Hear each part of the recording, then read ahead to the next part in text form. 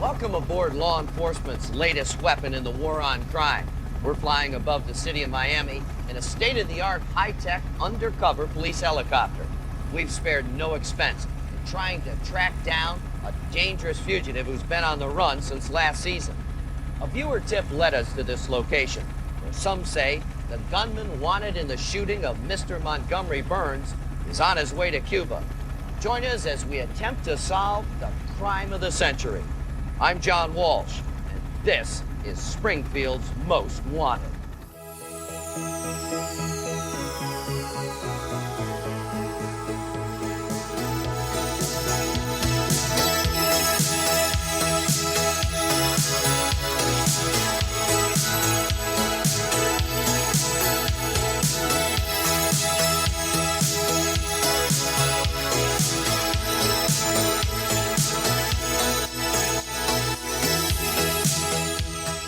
It's a Gimmicks bonus episode. I'm Derek. I'm David. And I'm Tommy. I'm Tommy. It's me. I'm loose. Tommy! Yeah. Wow. Because today we're talking about a crossover, so it only seemed right that Gimmicks should cross over with Lee Carvalho's potting challenge. Yeah, we've never had a guest on a bonus episode before, so not considering how to introduce guests on this because we don't even introduce ourselves normally on regular episodes. So Yes. No, yeah, it's fine. so just inventing this on the fly right now. I just jump in as awkwardly as possible. I love that. Great, Just gotta good. do that. I think that matched the vibe for this. Yeah. Very Yes. appropriate. Like putting in a clip that lasts just a little too long. That is what we are here to talk about, because last week we talked about a pretty iconic Fox crossover between the X-Files and Cops. And so we wanted to follow up with another iconic Fox crossover between The Simpsons and America's Most Wanted. Okay. When you say iconic, David? Unfortunately, I do think that that's true, though. Yeah? I think that it is. I think it's a pillar. X-Files, Cops, America's Most Wanted, and The Simpsons are kind of pillars of the Fox network, whether you like it or not, unfortunately. No. And frankly, we've got 3 cast members from Melrose Place, so we're really doing the entire Fox lineup here. The only my thing we're God. missing is like Married with Children from this era. I feel like, like that. That's Like true. King of the Hill was just starting to happen. But as of like the pre-late 90s, shift in Fox, we've gotten everything but Married with Children here, basically. Right. And I guess In Living Color, maybe that's the only other thing that's missing. Yeah. Well, and also we had, I'm terrible at this and I'm going to blank on the comedian. There's the comedian who shows up, and then from one of the other scripted cop shows, the actor shows up in this as well. Dennis Franz. Yes. Yeah. I mean, it is kind of wild that they got stuff that this gets people from outside of the Fox network. You'd think they'd want to make this just one big Fox commercial. And I do actually kind of give them some credit for just getting some random people they could find on backlots of other TV shows to say funny things. I actually think that that's pretty cool that they did that. Yeah. Because for the most part, this is just one big commercial for Fox shows. Yeah, truly and honestly. Okay, so if folks aren't aware of what we're talking about, we are talking about Springfield's Most Wanted, a television special that was not produced by the team who produces America's Most Wanted, nor produced by the team that creates The Simpsons, but a secret third thing. How does that happen? How does that happen? I don't understand. It's called marketing in television networks is what it is. It's called people who make commercials make a thing. Yeah. This one's so wild. I'm excited that we get to talk about it because it is a gimmick episode in every way, shape, and form. Yeah, but there's a reason this is a bonus episode and not a full Real Gimmicks episode, because this isn't actually an episode of television. Correct. Also, just want to call attention to it. The comedian I couldn't remember was Kevin Nealon, but there is also Chris Elliott in this. Yeah. It's just so wild to me. Was Get a Life happening right now? Is that what Nope. Chris Elliott was doing? What was he doing at the time? I could not figure out why either Nealon or Elliott was featured on this, because I looked at what their Fox-related productions were. And Derek, I think you're right. I think they went down the street to another studio. Or maybe it's filming at Fox Studios, but not a Fox production. Yeah, probably that. I mean, Well, no, because you're right. Because I was going to think, because like, yeah, Get a Life was actually, that was like 1990, wasn't it? But David Merkin worked on that. He worked on The Simpsons. That could have been a connection, but you're right. Nobody on The Simpsons was working on this. So actually, why would that be a connection at all? If anything, I think David Merkin would be like, say no to that. Right. That's so true. So no, none of it makes sense. You're right. They were just finding random people on a back lot that they could interview is what it definitely was. Yeah. So Chris Elliott's "I'm sick, why are you talking to me" might not be a bit. It might be genuine. I kind of love that. So good. Good for him, if that's the case. Well, let's talk about the pieces that we're working with. I don't think that we need to introduce The Simpsons to our audience, but this is a time for The Simpsons, and we'll talk about what that time is. I did want to spend a little time talking about America's Most Wanted. So, do either of you have experience watching this show? I mean, unfortunately, yeah. Okay. Not a ton. I mean, listen, for younger listeners that were not around, propaganda shows were all the rage in the 90s, right? And I know you probably have more information and intel. Both of you have more information and intel about sort of the phenomenon that is Copageddon. But like, not Copageddon. Oh my God, I can't speak right now, and I'm on a podcast. That's where we're currently at, is Copageddon. Yeah. Copaganda. I just need to stop saying it. Y'all could probably speak more to it than I can, but it was everywhere, right? Like, it was, you had America's Most Wanted, you had Cops. I know there were some other ones that I'm just not thinking of, but it was like, it was hard not to watch them, I feel like. Unsolved Mysteries also had a little bit of that vibe too, where it was like, sure. It was like more... It was more a like, oh, this is spooky almost, but it also had like a we're tracking a serial killer kind of vibe to it some of the times. Right. And so, yeah, I mean, I definitely watched America's Most Wanted. Like, I couldn't tell you anything about the episodes I watched or about the show itself other than, John Walsh presenting some of the worst human beings to ever live, and we need to catch them. Right. But yeah, I mean, it was in the zeitgeist at the time. It just really was. Yeah. No, for sure. Yeah. And yes, for listeners, if you caught this one but haven't listened to our ex-Cops episode, I would recommend that, because we do talk a lot about this era of propaganda on this episode, or on that episode, because Cops, the show, the reality show, was really kind of like the top tier of it. Right. But I think what was interesting, and I kind of had forgotten about until we were doing research for that one and looking up ads and stuff, like, America's Most Wanted was very frequently tied with Cops. Like, they paired those two shows together a lot. And both of them were big hits for Fox. I think that with Cops, I talked about in that episode that, like, I didn't really watch it that much, but it was unavoidable. So you would always catch it, whether you wanted to watch it or not. America's Most Wanted was a show that, like, I did enjoy watching because I found it really compelling in the way that you would find like true crime podcasts compelling now. Absolutely. Where there's something where, like, the deeper you think about it, the more that it sort of feels kind of gross and exploitative, but it is very compelling to watch. John Walsh is a really compelling figure, and he's a great host. He's a good personality. And I think you kind of feel kind of weirdly good, I think, watching it if you know his story. And I think his story was kind of hard to avoid too, where it's like, oh, well, this is just a guy who, like, faced a tragedy and then, like, turn it into something that's helping stop those future tragedies and helping using audiences to help them catch criminals. Like, there's something that, like, I can see the sort of premise of it feels like it's made in good faith. And I do feel like, in a weird way, it does feel like there's better intention than the Cops was, where Cops was just, let's just, like, make cops superheroes and watch them catch bad guys. This does feel like there was an intention behind it to make, let's educate people and then let our audience help us catch criminals. Yeah.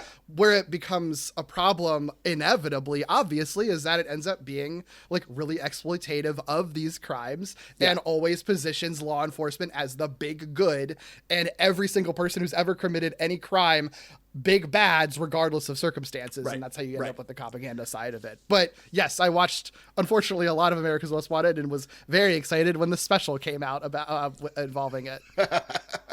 I also watched this, but to Tommy's point, you could accidentally click into the middle of an episode and there was a reenactment and you weren't sure if you were watching Unsolved Mysteries or America's Most Wanted, because the production value Or perhaps Wishbone. Truly and honestly, the production value was kind of the same for all three. And I mean that as a compliment. Wishbone looks fucking incredible. Okay, I think that there's something here. I need someone to do a mashup of Unsolved Mysteries, America's Most Wanted, and Wishbone. Just taking some of the clips and just like mashing them all together and just making it. I don't even know what direction we go, but like have at it, people. It feels like. Does that feel like something that like Funny or Die or College Humor had to have done in like 2011 or something, of like Wishbone in like a really like demented like crime thriller or something? Listen, like it's weird if that hasn't happened. It's weird that it hasn't happened, and someone needs to make that happen. Yeah. And we've talked a lot about our disdain for cops. I maybe put America's Most Wanted a little higher, if for no other reason than the show had fucking writers, in that everything was researched and scripted. So John Walsh is a compelling personality, but he's reading off a script. Unlike Deputy blank blank blank, who's just giving you his unfettered thoughts in a police car that they cut down to a 1-hour episode in Cops. And I think... yeah, I think this does the same level of damage to society as a true crime podcast, and not what Cops did to all of us. Well, I think when I think of them together, it's more of just the era, right? Of like, we're all afraid of crime happening around us. You know what I mean? Yes. It takes something that is like a broad concept, right? Of like criminals, and just kind of, I don't know, it like makes it like more personal in a way that it's like, this could happen to me, which I do think is very similar to a lot of what true crime does. But it is also like, because you have Cops, because you have America's Most Wanted, you have those things kind of happening in tandem. It is kind of this thing where it's like, oh my God, am I going to be next? Like, I need to be afraid everywhere I go because there's these, murderous criminals out there. And like, I see everything bad that happens on Cops. Like, I could be next. Well, let's talk about what the show is, because we sort of talked around it, but ultimately, America's Most Wanted is a program that provides reenactments of crimes and the suspected lives of dangerous fugitives by actors with a host voiceover. It does not directly draw from actually correlated lists of most wanted individuals, though there is typically a lot of crossover between them. But there are people who have been on the FBI Top 10 who have never been featured by America's Most Wanted. Is it just because they're not interesting enough, probably? I truly, Derek, man, right on the head. I think that is absolutely the reason why. Because, and I was a little shocked to discover this upon doing the reading, because I thought everyone on the FBI Most Wanted would be like true crime fodder. Too. But 2 of the people on the FBI Most Wanted list are for white collar crimes. Like, banking shit. And go get those fuckers. Yeah, but that's not as juicy to put on to like the Fox network, because there's no car chases involved, and like probably a lot of the viewers who are watching are also doing white collar crime as well. So. Okay. Also, can you imagine a reenactment of a white collar crime? It's like just some guy switching numbers in an Excel spreadsheet, but like a dramatic zoom in with a big musical sting. Just dragging like the money around, like I would love that. All right, can I ask a question? And I want to know, because I feel like I have this memory, like there's something around the time after 9/11. Was it America's Most Wanted, or was there another show that did like things for like terrorists? Like, was there something like that? Like, or am I just like mashing just my own memories together? No, in fact, at the request of the Bush White House, America's Most Wanted did pivot to featuring members of the Al-Qaeda terrorist group on their program. Tonight, on an America's Most Wanted special presentation. I'm John Walsh here at Ground Zero. Right behind me is the World Trade Towers. It's unbelievable. It looks like World War II. And tonight, it's all about justice, because we need your help to catch the bastards who did this. Okay, I thought that I remembered that. I remember like seeing some of those, like, I don't know if I watched full episodes, but I remember some of those clips and stuff. Because I mean, it also is probably, has to do with like our attention, span a little bit. Like 9/11, everything that happened after 9/11 stuck around for a very long time. But I also think like, the nitty gritty of it, probably people were like, I'm not really that into this anymore. So on America's Most Wanted, it did prominently display a phone number and later a website for folks to report in anonymous tips with reward money being coordinated for tips that led to arrests. Now, what you got to remember is that there already are banks of reward money for anonymous tips in state systems and federally. So America's Most Wanted actually acted as a clearinghouse of available award money, and if there wasn't any available, the production would pay the amount that they promised viewers. Interesting. Yeah, that's wild. So America's Most Wanted debuted in February of 1988 with John Walsh as host. As Derek mentioned, Walsh was a pretty compelling figure. He was publicly known after the kidnapping and murder of his son Adam, which spawned a 1983 television film called Adam, and fueled Walsh's activism for missing children, including the creation of the National Center for Missing and Exploited Children, which continues to operate to this day. This is sort of a predecessor of like Amber Alerts, but what would happen is that they sort of implemented this retail level code Adam. If there was ever a child missing, they would lock down a store and try to find them before they let people go off. Oh, interesting. So yeah. I actually didn't know that about John Walsh. Like I never really knew that was the case. I don't know how I missed that, but well, I'll tell you, he gets kind of personal on some episodes of America's Most Wanted, which makes it a little hard to see him talking about the residents of Springfield, because I actually believe that Walsh is maybe a little skin in the game with this. I think he's good at it, and it's good to do a job you're good at, but I think he truly believes this is his life's purpose, is to help coordinate the catching of criminals, because that is the way to repay the world. See, that's interesting though, because when I watch this, it makes me like him more, that he's willing to like take this thing that he obviously takes very seriously and kind of treats as like his life's purpose, and is still willing to essentially parody it in a way. Yeah. Like this isn't obviously as intense of a parody as like The Simpsons, the show, would do, but like it is technically parodying the tropes of America's Most Wanted, and he does a good job, I think, of it, playing it all very straight as if he is in a regular episode, so I don't know. I think it's a testament that he has enough of a sense of humor to be willing to do that without feeling like it's going to like trivialize his own work, I agree with that. I probably am also painting Walsh with some of my experiences, because anytime I was approached to work with like a parent of a student maybe who died of alcohol poisoning, my skin would crawl, because they always want to invest in the wrong things. Mm-hmm. Oh, interesting. And like good public health actually doesn't come from like tragedy; it comes from science. I think that's an interesting perspective. I think that's an interesting perspective. This is part of America now. Like America's Most Wanted has been on almost as long as all of us have been alive. So. Is it still on? Oh yeah, Tommy, just you wait. What? No way. We started talking about the beginning. We talked about Stephen Cho last week, but he's the Fox executive who first conceives of this program. And he conceives of it the way that a lot of Fox executives thought of early projects, by watching British television. And so he sort of rips off the British show Crime Watch. And in 1987, he creates it with Michael Linder. Michael Linder gets run off as executive producer in 1990. Cannot figure out why, except that it doesn't seem to be amicable. Can I just say, of course there would be a British show. 2, of course it would be called Crime Watch. And you know what? For everything I said about propaganda and all that stuff, America's Most Wanted, way better name than Crime Watch. Great title. Great title. Yeah. All right. I've got some other hosts that were being considered, and I'm going to present them in the order of least interesting to, I think, most interesting, though not worst to best. The first person who was considered was former police officer turned author Joseph Wambaugh, who just said no because it seemed like too much of a time commitment. Fine. Mm-hmm. The next 2 were governors. First, the governor of Virginia from 1982 to 1986, Chuck Robb. Oh, wow. And then Nebraska Governor Bob Kearney, who served from 83 to 87. Okay. Both pretty strong Big D Democrats. I was going to ask.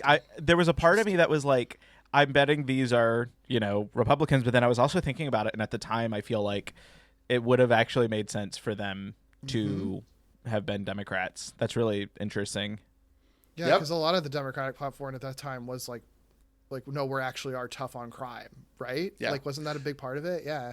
Yeah, but interestingly enough, Kearney ends up being his like post governor. He was a senator for a little while, but then his post like being a politician, he has worked about like reforming the prison system. Hey, It's Okay. kind of Well, that's wild. good. yeah, that's good. Yeah. Next up, they were considering and in talks with famous journalist Bob Woodward. Interesting. Interesting. And he caught Nixon, so Yeah. who else sure. could he catch? Yeah, I guess so. I mean, I wonder if Woodward would have been as charismatic as needed to be a host. I don't think so. That was like my No. immediate thought was like, ugh, I don't don't think know so. that show No. would have lasted too long. And I don't want to Yeah. speak ill of Virginia Governor Chuck Robb, but I watched him doing a speech and I was like, why was this man even in contention? There's no way. There's no way. I'm bored and he's talking about like tax increases, the thing that I love the most in life. And then the last person they considered before landing on John Walsh, former U.S. Attorney Rudolph Giuliani. Of course. One of these things is not like the other. I have no idea how Rudy snuck in here. Well, he was America's mayor. He was not yet. This is before being the mayor of New York City. Oh, yeah, he was you're just an right. attorney. So the alternate timeline where he got on America's Most Wanted did not become America's mayor. Like, I wonder what that version of America would have looked like. It might have been a better America, let's be I honest. think it would have. I don't know. don't know. But would being exposed to Rudy Giuliani on a weekly basis on your television had poisoned America's mind? Fair. It would have gotten it canceled, I think. I don't think it would have worked. Yeah, you're right. You're right. We Right. would have been watching Crime Watch right now. Right.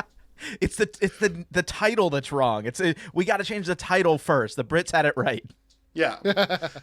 So it's February 1988. John Walsh does the pilot episode. It airs on 7 Fox-owned and operated stations in large cities: Boston, Chicago, Los Angeles, Dallas, etc. 4 days after the first broadcast, fugitive David James Roberts was identified and apprehended as a result of being profiled on the show. Whoa. And that pretty much gives this a green light to be whatever it's going to be. Holy shit. Wow. That's crazy to me because it's like, I don't know.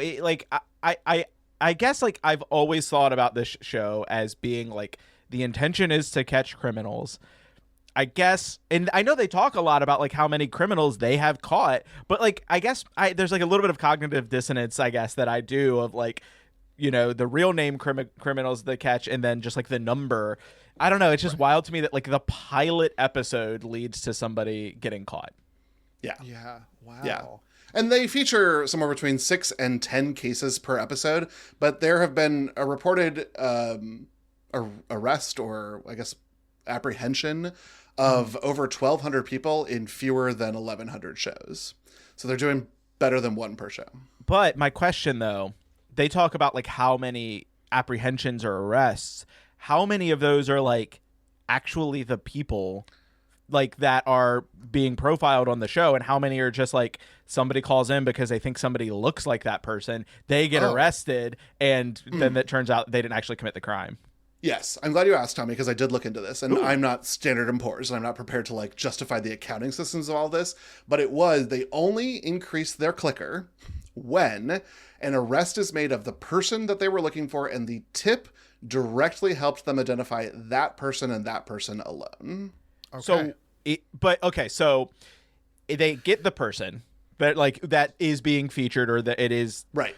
you know, but do we have like, I guess we don't have probably conviction numbers either. No. Like from that. Okay. No. And it. that's good because ultimately you want that to be separate from this Sure. part of the process. Yeah. Sure.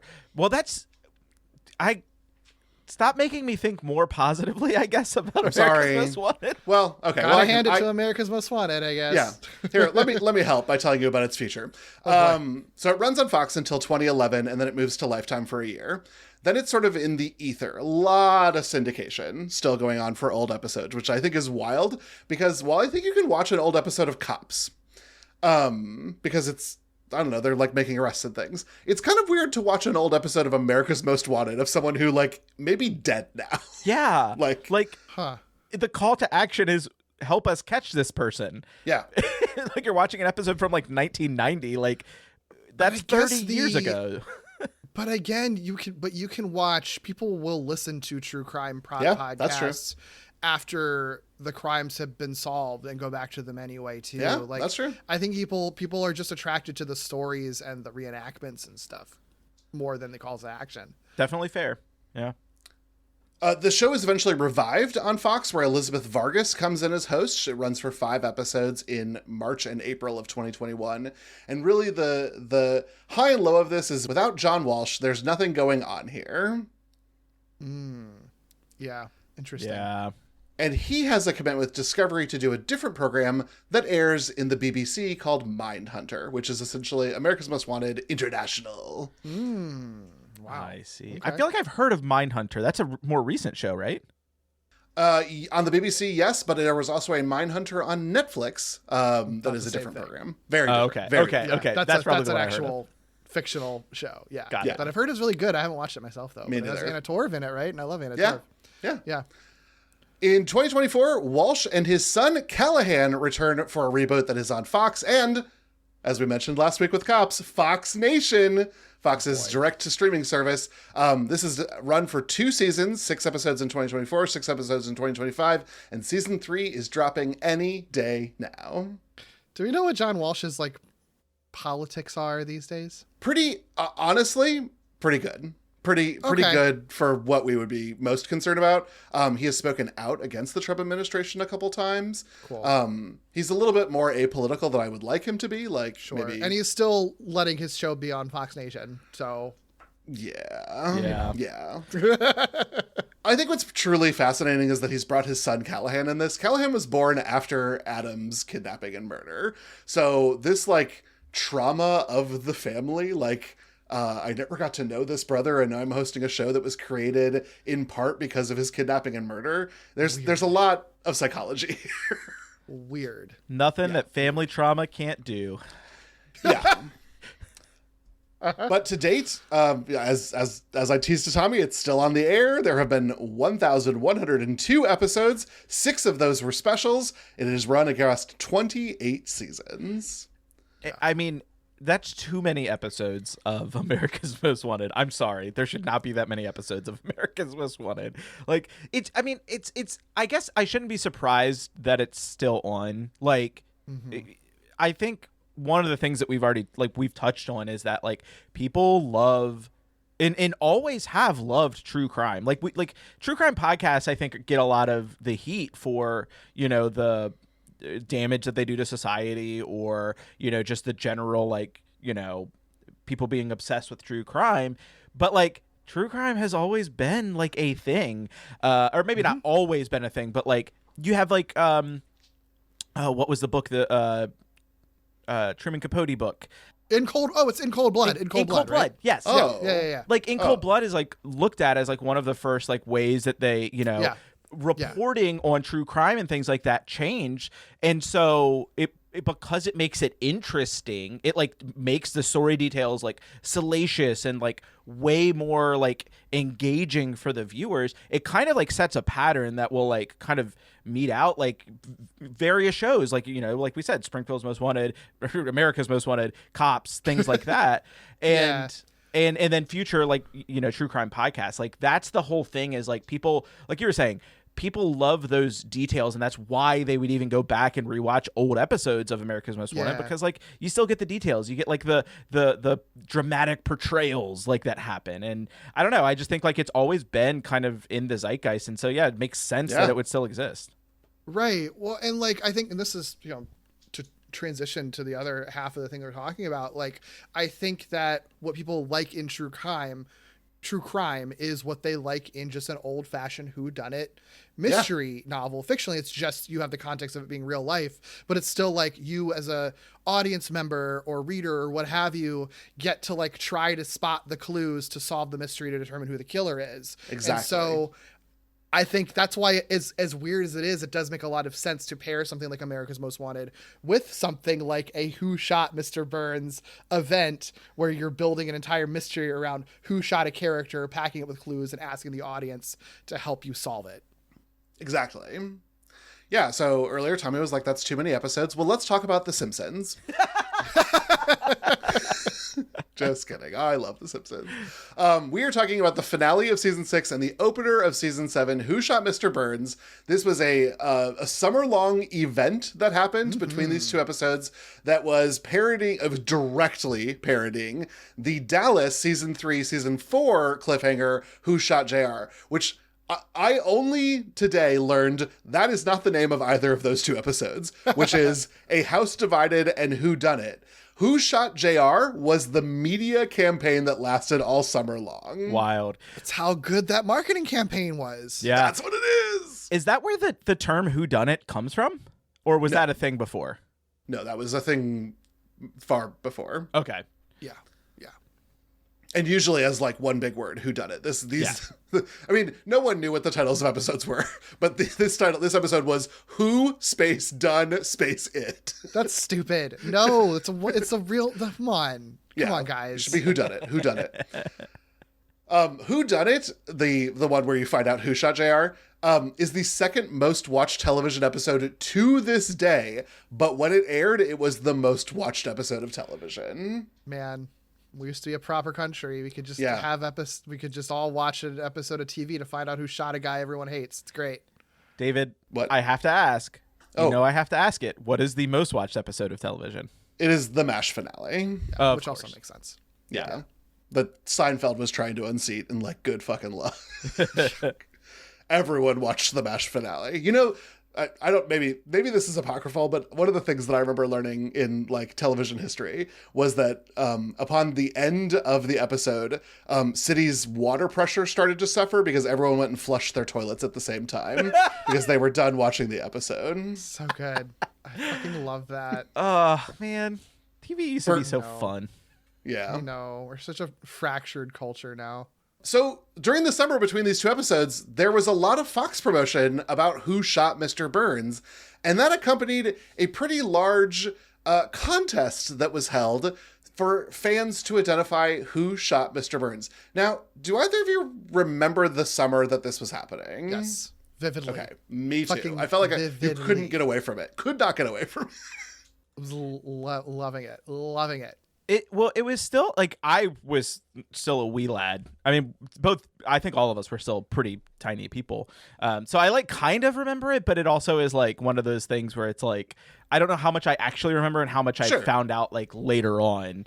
And that's kind of what I remember. But yeah, it definitely. I mean, it was vivid memories of that. I was following this shit. I watched this fucking special live. It was an event. Did you really? Me too. Yeah, me too. Yeah. The whole household did, if I'm being honest. Yeah, we were all trying to solve it, and nobody in the world had solved this. But yeah. Well, the contest was directly connected to a partnership that Fox had with MCI and their 1-800-COLLECT service. So anyone who used 1-800-COLLECT to complete a collect call, which is how you used to call people when you didn't have a cell phone, was then asked if they wanted to give their name and participate in the contest. If you did, they called you back and asked who you thought shot Mr. Burns. Yeah, we talked, Tommy, we talked about some of this in one of the episodes of Lee Carvalho, right? Where we talked about we talked a bunch about contests. Yes. In one episode, but I don't remember which episode it was that we did that in. Yeah, it was because they had the Simpsons house giveaway. Right. And that was part of the promotion it was around Virtual Springfield. That's right. Or I believe it was Virtual Springfield. Yes, I think it was Virtual Springfield. But yeah, I mean, Simpsons have done so many contests like over the years. Mm-hmm. Like it's very funny. I mean, did either of you enter the contest? No. My parents would not let me use. Well, I did make a collect call using 1-800-COLLECT, but not during the contest window. I see. One time, my dad was supposed to pick me up from the airport, and he did not show up.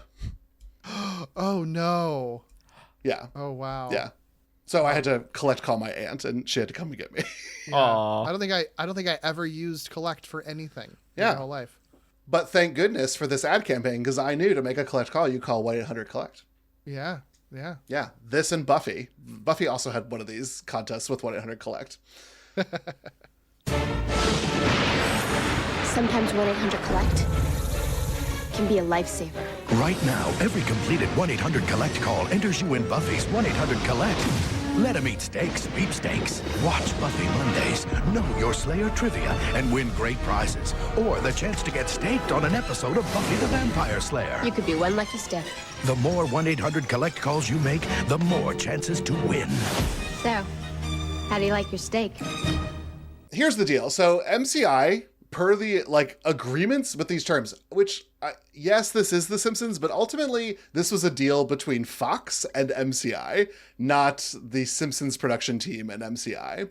So what was arranged was they would pick 1,000 people to call, they would check their eligibility, they would ask them who shot Mr. Burns, and then they would give that over and the winner would be contacted. Ultimately, only 200 of the 1,000 people called were even eligible to participate in a sweepstakes. What? None of them picked Maggie. And so David Merkin was like, I would like you to call another 1,000 people. And MCI was like, no, we're not going to do that. Just pick a random person. And that is how they picked Fela Gibson of Washington, D.C., who had guessed that Mr. Smithers did it. Like most people did. Yeah. So even though it was a contest to be animated, she instead opted for the cash prize. Bill Oakley has said that an anonymous poster on the Simpsons news group did, with supporting evidence from the first episode, identify Maggie Simpson and gave what he considered to be an excellent write-up of why she did it. And he said that he was prohibited to contact this person and even congratulate them because it was seen as a violation of the contest rules. Stupid, because they're the one person who figured it out. Like, you should just be like, void the contest rules and let this person have something, at the very least. And he feels like enough time has passed. He has tried to reach out to this person, but they were using a university email that is now defunct. He cannot identify who they are. And there's no way you ever could, because anyone would lie and pretend that they... Right. Yeah. So Right. It sucks. But That's if such a you bummer. are listening to this and you were that news group person, Bill, you are Bill Oakley's white whale. He would love to just shake your hand.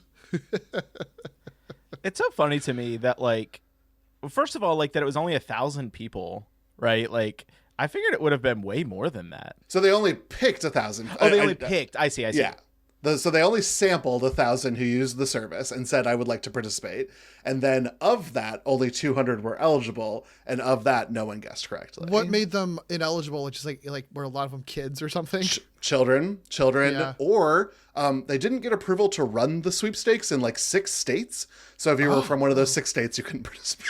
That blows. Wow. Yeah, I mean, that's actually, I don't know for certain, like, the rules about that, but there's like a marketing sweepstakes that I do for my job, and there's like states where it's like it's void in several states because of like laws in those states, I think, like Right. prohibiting sweepstakes.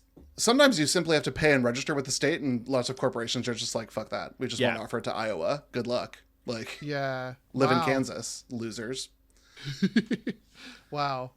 Yeah. Yeah. But all of that is to say, this is how hyped this was. This is probably to this day one of the most hyped Simpsons events of all time, maybe second only to the movie itself. Like, this was kind of the equivalent of doing a Simpsons movie at the time, was this big mystery that spanned an entire summer from the end of one season to the beginning of another season. And there was a lot of media awareness of this, which is again why you end up getting an entire special, like a half-hour block devoted to just hyping up this event.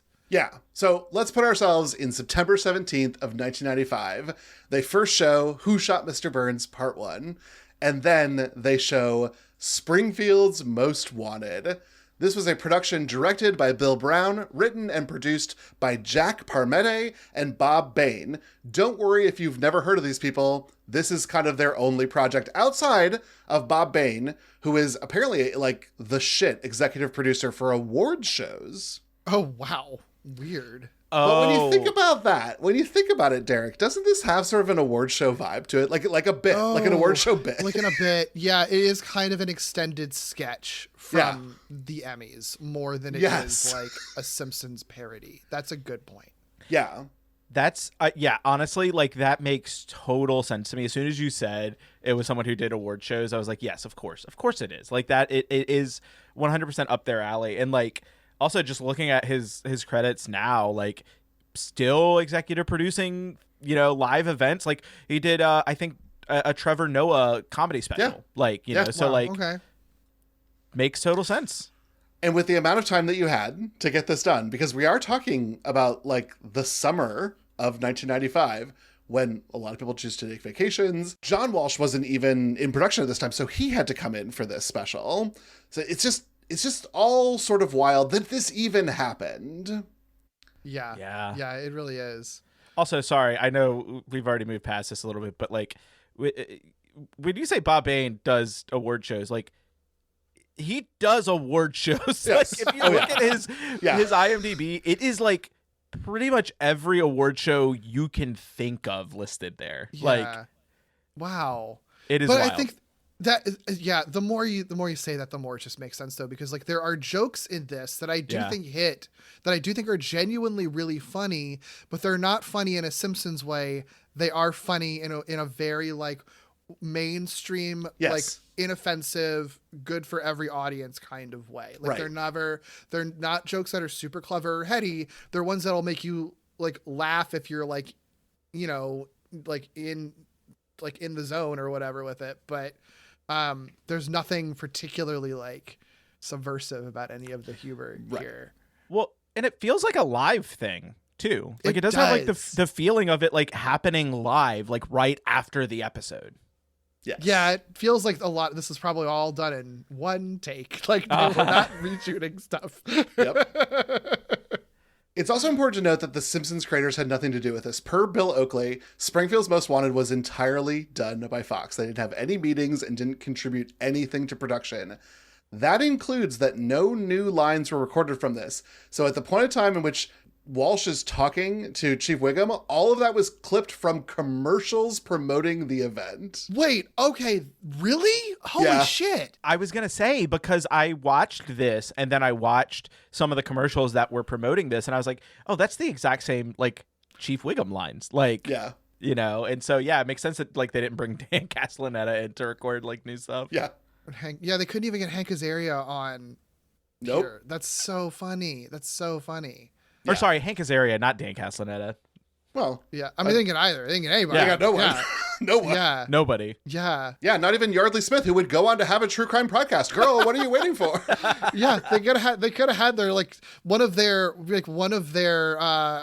know, their like specialists that they have on that they talk to could have just been Lisa. It was like that's the role that she plays in the actual part 2 episode. Yeah, you know? that's true. That's true. They really, I mean, if they could have. It does feel like a missed opportunity that they didn't go harder with actually getting the Simpsons actors involved, but it so clearly was just a rushed, cheap production for this. Yes, I agree. And when we do talk about the people who are featured, it does seem like, outside of the Melrose Place cast, which I do think was like, do this or else, everyone else just seems to... Did you have any friends? Could you contact them? Could you call them? Yeah. And one in particular, I have strong supposition, was being done to set them up for a Fox show of their own. Oh, interesting. Ooh. Okay, Yeah. I'm not We'll get to sure. it. I We'll get actually to it. have a guess of who you might be talking about. Yeah. Yeah. But we can talk high level about what happens in this special. I do love that it starts with John Walsh in a helicopter over Miami. That's really funny. That's the thing that sticks in my memory more than anything, because it is such an absurd way to open this that it's just like, no, we are serious about this. And you know what? It kind of rules. Because didn't he say like a viewer tip led us to this location? So he's already like going hard on the idea that like you're all helping us solve this mystery, and now we're going to investigate. Like, I do love how straight all of this is played the entire time. With the exception of the random cop in the background eating donuts. And like, I never noticed that before, but like rewatching this again, I was like, they're just doing a bit in the background with this guy eating donuts. Really there are some good background bits that just sort of are happening around Walsh while he is treating this like a regular episode of America's Most Wanted. Yeah. I like that. I mean, I like that we get a specialized logo for Springfield Most Wanted as well. Yeah. And opening credits, which is just clips. But, you know, somebody worked on these clips. Stuff. They picked some great, for the opening title sequence, great choices on the clips. Yeah, just lots of like guns and violence and cops and like car chases and stuff. It's great. Yeah. Yeah. And maybe almost a little sound edited a little too low, but the America's Most Wanted theme is playing during this. Mm-hmm. strangely mixed in my opinion. Yeah. I think too, the other thing I like about this whole special is that they seem to be very keen about hitting all of like the very basic America's Most Wanted like tropes or whatever you'd want to call them. Because even like right at the beginning, like, I mean, the commercially thing is John Walsh literally coming in and be like, all summer long you've been trying to solve the mystery, which is like, that's what literally the commercials for these episodes are saying. But also, they still pack in funny jokes because they do like, you know, America's Most Wanted has their counter for how many criminals they've caught. But they're like, so far on Springfield's Most Wanted, we haven't captured any of them. And then they like do this dramatic like cut to a counter spinning, leading to zero with the cool music and stuff. That feels like a very Simpsons-y joke to me. I really liked that joke a lot. It's a great joke. I love it. And it happens a second time. And I know that 3 is like the rule, but I think 2 was perfect. I think this was like the right amount of absolutely. Yeah. Walsh then introduces his panel of experts. This is so wild to me. And from the sports book at the fabulous Mirage Hotel in Las Vegas, Jimmy Vaccaro. Thank you, John. We're here at the Mirage Sportsbook, and the board is going wild. Folks are betting on who shot Mr. Burns like it was the Super Bowl. Right now, Homer's the odds-on favorite at 2-1. But as we get closer to finding out who shot Mr. Burns, things can change in a hurry. Later in the show, I'll return with my special picks. Back to you, John. Thanks, Jimmy. So Jimmy Vaccaro is a real person. Yeah, the people that they get on this episode are very confusing. Very confusing. But Jimmy Vaccaro started working in Las Vegas in 1975 as a blackjack dealer at the Royal Inn when the owner wanted him to set up a sports book. And that is when Vaccaro got into bookmaking. Vaccaro would go on to run the books at MGM Grand, the Gold Nugget, and then the Mirage, which is what's featured in this episode. He became nationally known after offering odds on Mike Tyson's fight against Buster Douglas in February of 1990, something no other bookmaker would do. He offered 42-1 odds for Tyson's win. So people invested $42,000 in an attempt to get a free $1,000 off of that bet. And famously, Douglas beat Tyson. Okay. Yeah, I know boxing isn't like any of the three of our things, but this was like monumental. Well, and also like, I mean, we talked about, you know, briefly mentioned some of the damage that like things like true crime and things like that does to society.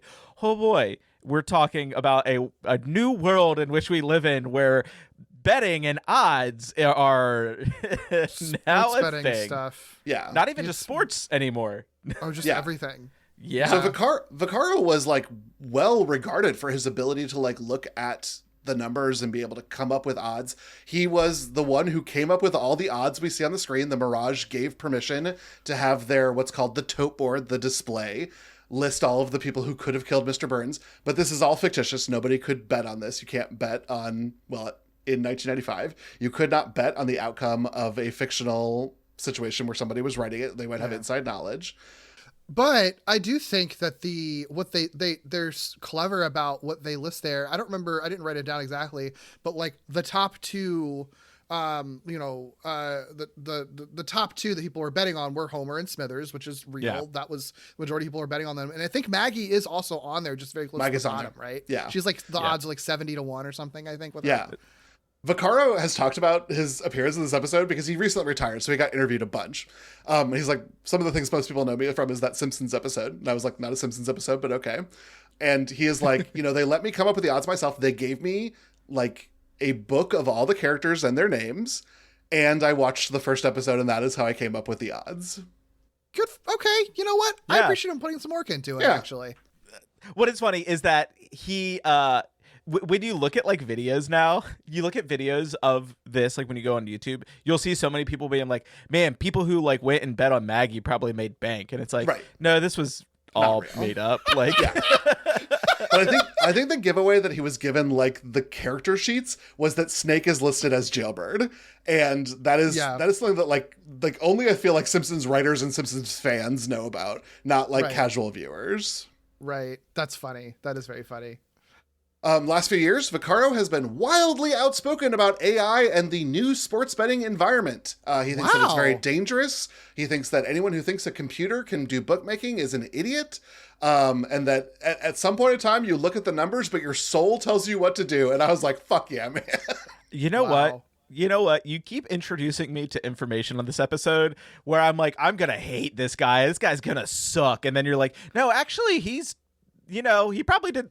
Sports betting probably wasn't the greatest thing that he was involved in his time, but he also knows that, like, it's dangerous. And it's like, you know what? Yeah. Got to hand it to the guy. Yeah. And it's worse now. Yeah. And so worse much now worse. without him, it seems like. So, yeah. Yeah. Can we get his take on the poly market situation? I just want to know. No.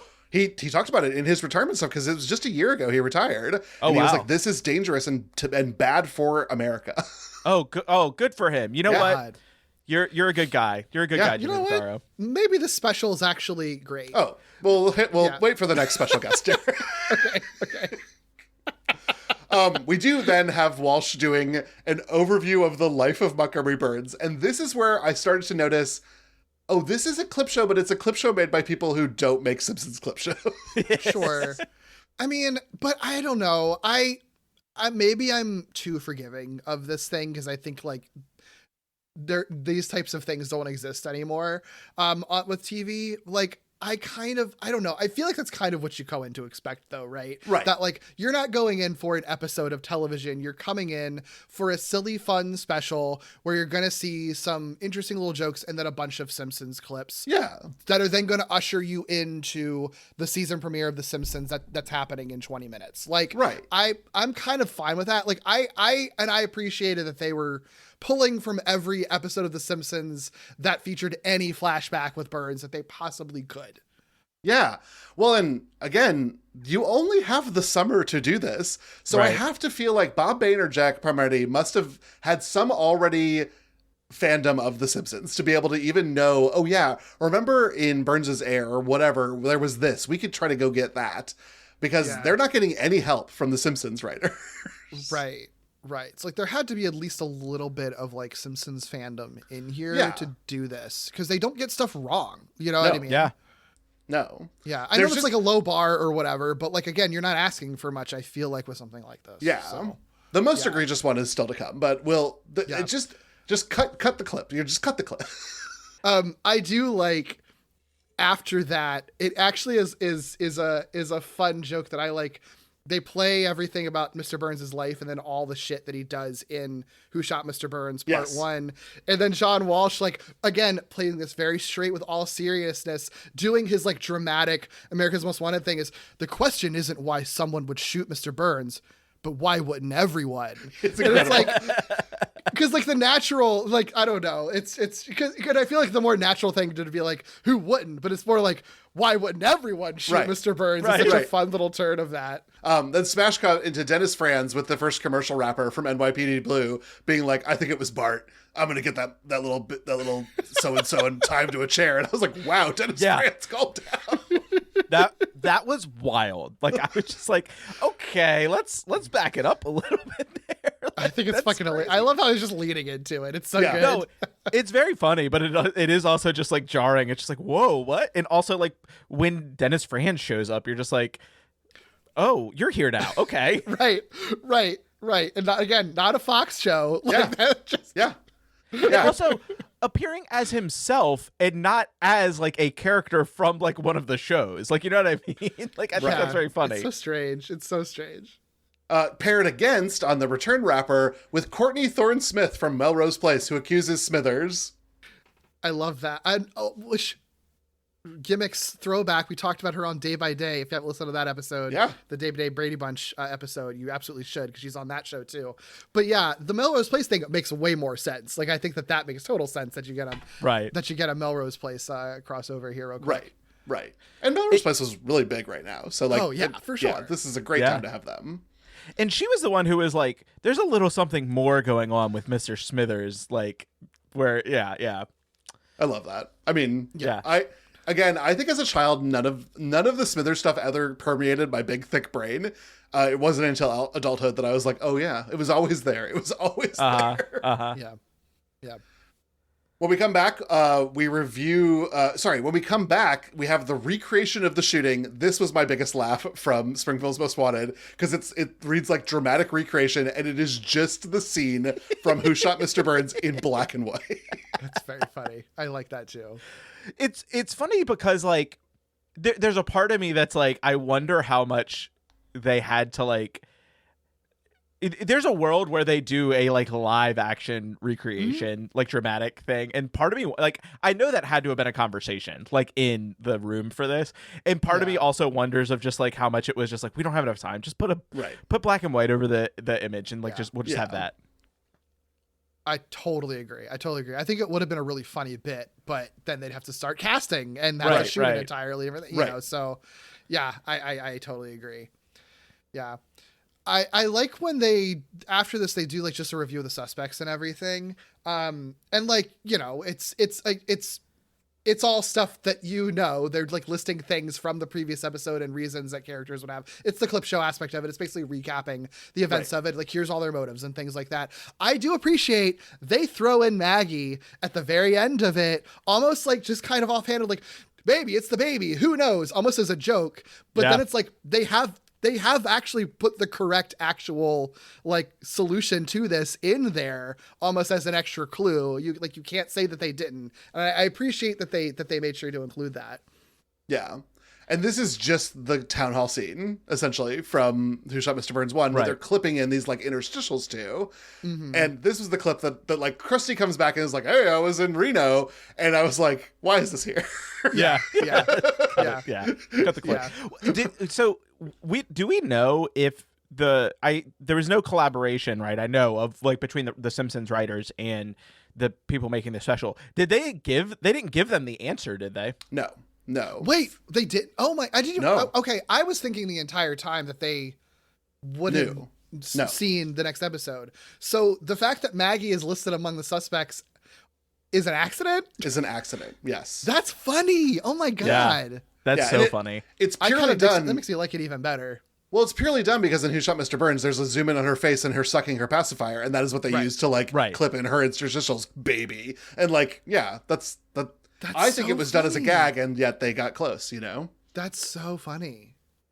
Though, again, these interstitials, even the pictures of the Simpsons characters and the text on the left, those were all originally made for commercials. Yeah, sure. These ran throughout the summer. Yeah. Right. Then we have our next expert up, who is former LA police chief Daryl Gates, who profiles the shooter for us. This is so fucking weird. They got LAPD police chief on this. I'm just gonna call it now. I'm gonna guess I'm not gonna end up liking this guy at the end of what you have to say, David. Well, let's find out, Tommy. Oh boy. Daryl Gates was the LAPD police chief from 1978 to 1992. Oh, okay.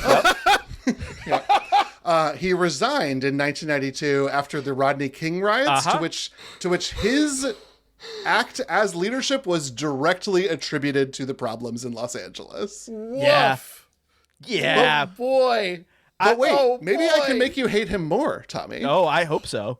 Because during his tenure, he created what we now refer to as the SWAT, originally called the Special Weapons Attack Team, which rebranded to the Special Weapons and Tactics Program because they thought, our first name was a little too on the nose. I didn't realize it was they've rebranded what fucking SWAT stood for. That's wild to me. God. After that, but before Rodney King, he worked with the Rotary Club of Los Angeles to create the Drug Abuse Resistance Education Program, more commonly called DARE. Look, at least that like awakened many latent furries with their lion. The DARE lion. So he did do one good thing. You redeemed him a little bit. Yeah. Okay. So he made a furry, but he also did the other things. He was kind of a racist asshole the whole time. Yeah. You think? Yeah. Yeah. So this is after he resigns, right? Yes. That's okay. The fact that they are just sort of like, of all the people, the obviously, clearly, has to be one of those celebrated police officers to ever exist. That's who we're going to get on this episode. the goodwill I had for this that was building has now plummeted. Oh boy. Listen, Yikes. I don't think you need to vet everyone, but I think the Simpsons writers would have done a little bit of a job on this, and this man would have never gotten close to this. In 1982, he said, "Black people might be more likely to die of chokeholds because their arteries don't open as fast as normal people." Oh, fuck this guy. Good God. Again, of all the fucking people, if you wanted to get a real police chief that has existed in the world, and you really wanted to do that, of all of them that have ever lived that would have been alive and probably willing to do this for any meager paycheck, how's this the guy you landed on? Yep.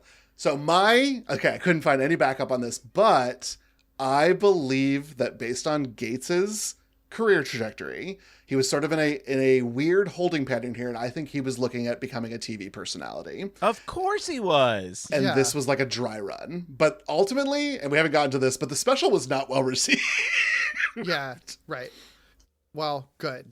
Okay, you know what? Then the special did do a good thing by killing this guy's entertainment career. Yes. He would just go on to be the CEO and founder of a digital surveillance company.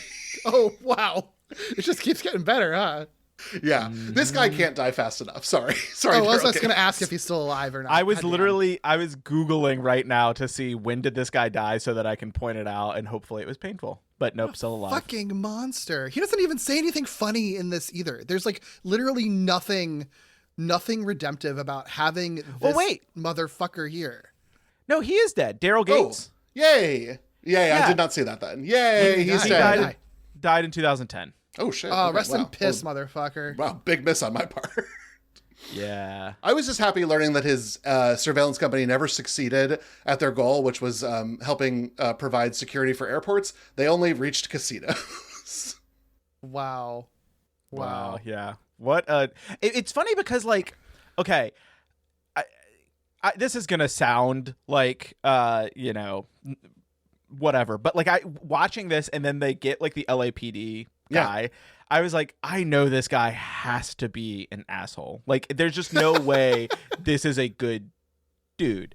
Either that or it was an actor. Like, that was the other thing, is I was like, I don't know if this is a real like LAPD thing, because like this does so much blurring of the lines. Like, you have characters who are on there that are, just real life actors, but like also kind of playing their character, but not really. Right. And so I was like, is this a real person or not? So, but if this is a real dude, then there's no way he's a good guy. Well, and what's wild, Tommy, is you bring that up, and our next expert is Dr. Lydia Hansen, who is played by Elizabeth Hayes. This is not a psychiatrist. Right, yeah, and I was like, I literally was like Googling this. I was like, is there a Lydia Hayes who is the psychiatrist to the stars? Is this a thing? Like, what is this? No. Yeah, and it's not like what's weird about her too is that if they're going to have an actress playing a character, especially as a psychiatrist to the stars, like, you could make that a big personality and a big character or do something with it. She plays it 100% straight, and I don't get it. And here's the thing is, like, Vaccaro is having the time of his life. Daryl Gates is like, please hire me to a talk show. I want to be the next, like, Geraldo. And then Dr. Lydia Hansen is played as like, no, you're like a psychiatrist who really cares about this. It's so weird. That's the other thing that like makes it just so like kind of messes with your brain so much, because it's like, okay, so this guy is real, this psychiatrist isn't, but she's playing it so low to the like very just like straightforward, like none of it makes sense.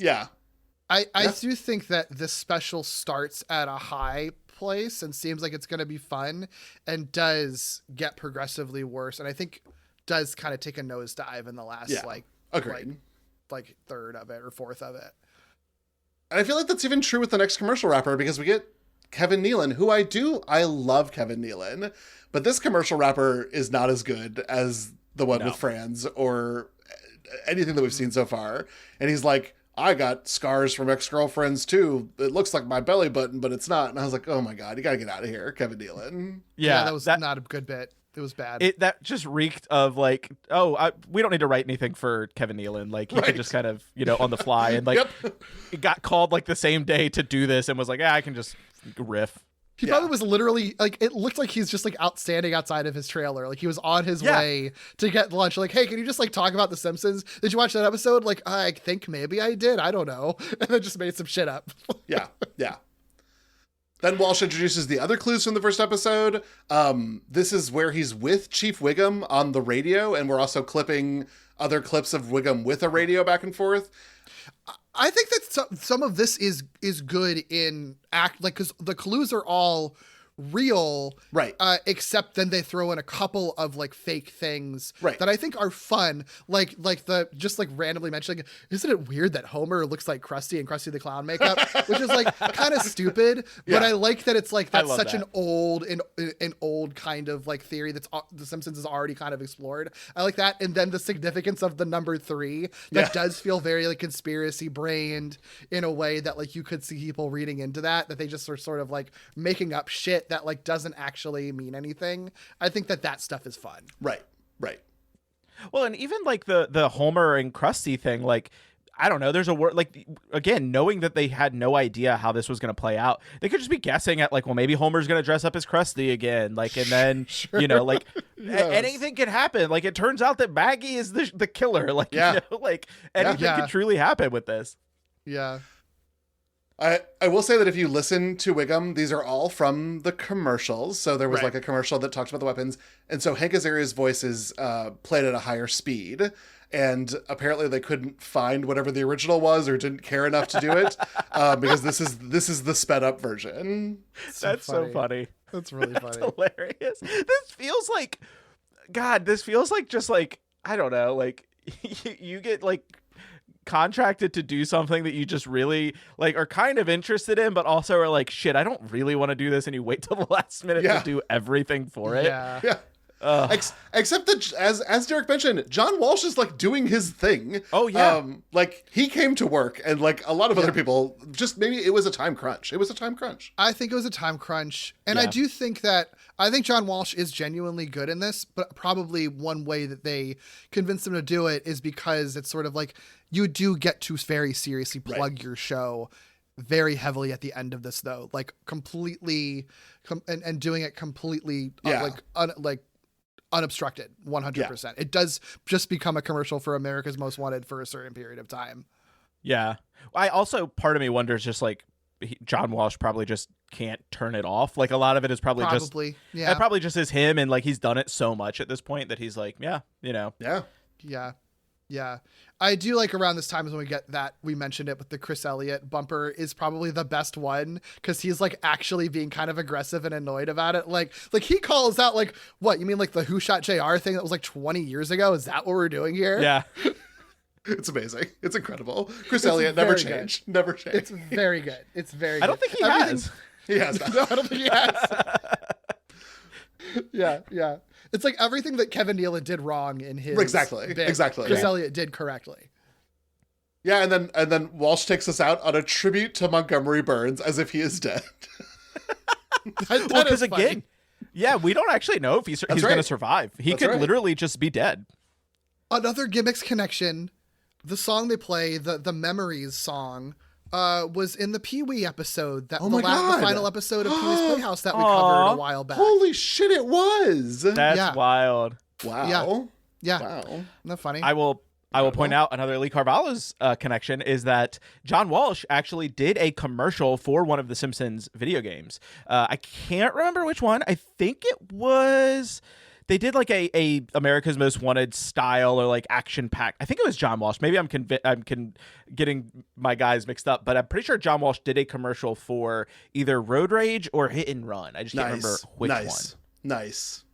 Hey everyone, David here. Unfortunately, Tommy credited this awesome ad read to John Walsh when it is John Bonnell, famous voiceover artist for his America's Wildest Police Chases videos. But I think when you hear it, you'll understand the mix-up. I can't tell the difference. Can you? Springfield, USA, road rage capital of the world.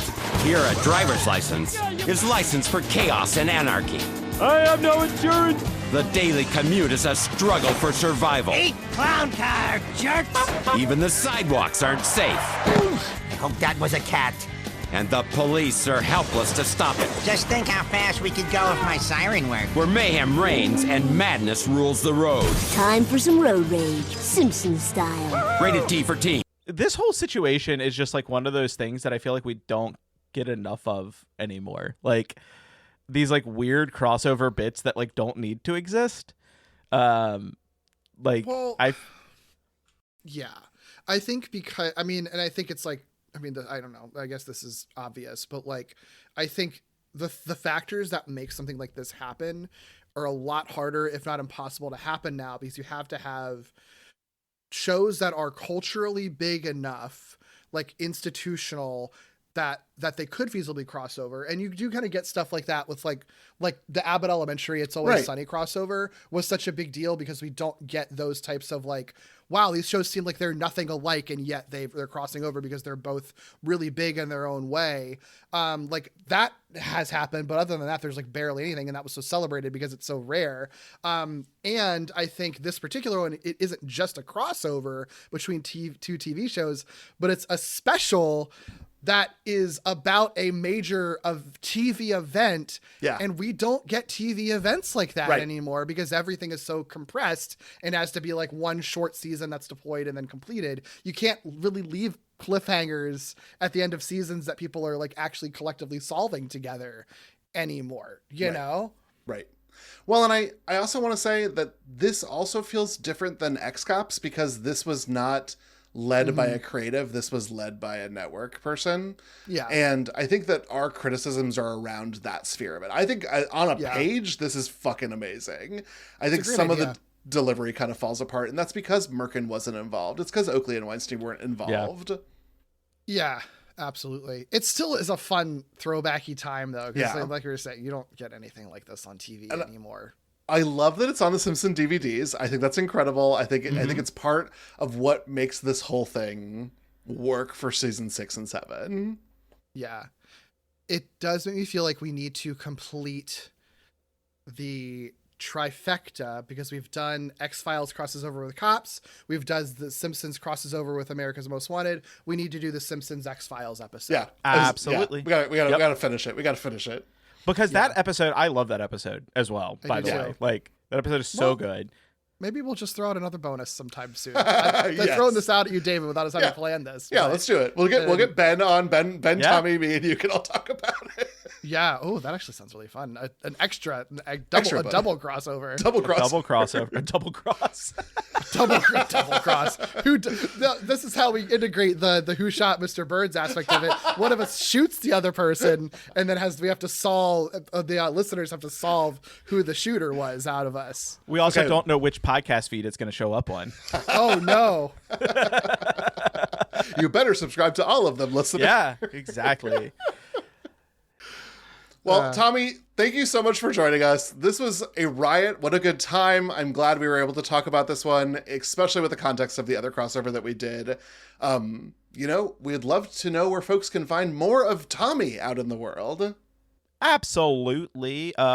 You can find out who I've shot recently at I'm at Awkward Combo on Blue Sky. I actually usually don't tweet about that. And I'm at Awkward Combo on Blue Sky, and then you can follow my other shows. Distant Echoes, a Star Wars podcast, which I host with my partner Cass, and then we've already mentioned it, Lee Carvalho's Potting Challenge, a Simpsons gaming podcast that both Derek and I host, where we are playing through every single Simpsons video game ever made. Cool. This is a bonus, so you know where to find David and myself. Listen to other episodes if you don't. We are part of Glitterjaw. The shows that Tommy mentioned are on the Glitterjaw Queer Podcast Collective, so check all of that stuff out at glitterjaw.com. Yeah. All right. Until next time, friends, keep being weird. Oh, keep being weird.